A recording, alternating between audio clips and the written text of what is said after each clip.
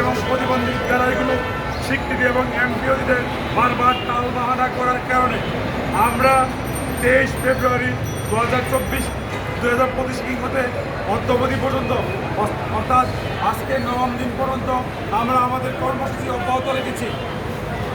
আমরা অটিস্টিক এবং প্রতিবন্ধী বিদ্যালয়গুলোর স্বীকৃতি এবং এমপিও চাই।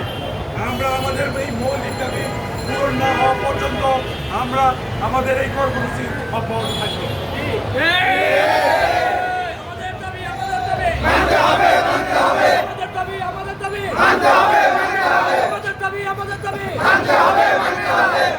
আপনারা নিশ্চয়ই অবগত আছেন 1 জানুয়ারি 2020 একটি রাষ্ট্রীয় প্রজ্ঞাপনের পর এই বিদ্যালয়গুলো আমরা স্বীকৃতি এবং এমপির আবেদন করি, কিন্তু আজকে 5 বছর অতিবাহিত হয় এখনো পর্যন্ত আমাদের এই বিদ্যালয়গুলো খোলা আছে।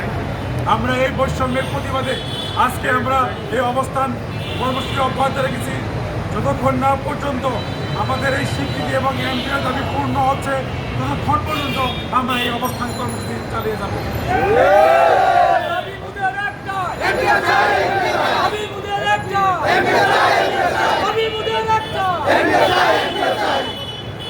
এবং আজকের পর থেকে এই শান্তিপূর্ণ অবস্থান কর্মসূচি আর শান্তিপূর্ণ থাকবে না।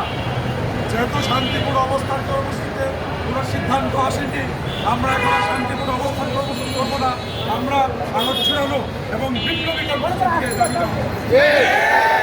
সহযোগিতারা আপনারা সবাই আমাদের দাবিতে অনুরোধ থাকবো। আমাদের পূর্ণাঙ্গ দাবি অর্থাৎ বিদ্যালয়গুলোর এমপি এবং স্বীকৃতি ডিক্লেয়ার না হওয়া পর্যন্ত আমরা আমাদের এই কর্মসূচি ইনশাআল্লাহ। ভাই এবার একটু আপনারা দাঁড়ান, একটু স্লোগান